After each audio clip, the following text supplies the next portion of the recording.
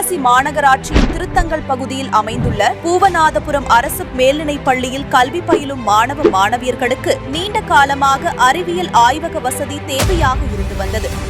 அதனை பூர்த்தி செய்யும் விதமாக சிவகாசி சட்டமன்ற உறுப்பினர் அரசன் திரு அசோகன் அவர்கள் மாவட்ட கனிம வளத்துறை நிதியின் மூலம் ரூபாய் 60 லட்சம் மதிப்பீட்டில் 22 பிப்ரவரி 2025 அன்று புதிய அறிவியல் ஆய்வகத்தை திறந்து வைத்து மாணவர்களின் பயன்பாட்டிற்கு வழங்கினார்.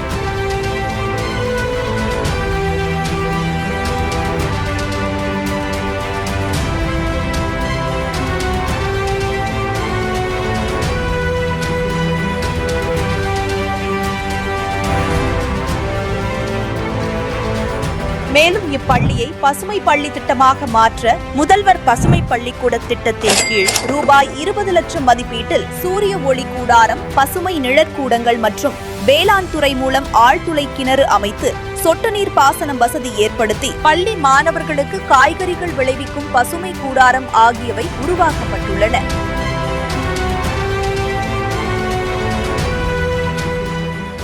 இதன் மூலம் மாணவர்களிடையே சுற்றுச்சூழல் விழிப்புணர்வும் இயற்கை பாதுகாப்பு குறித்த புரிதலும் வலுப்பெற்றுள்ளன.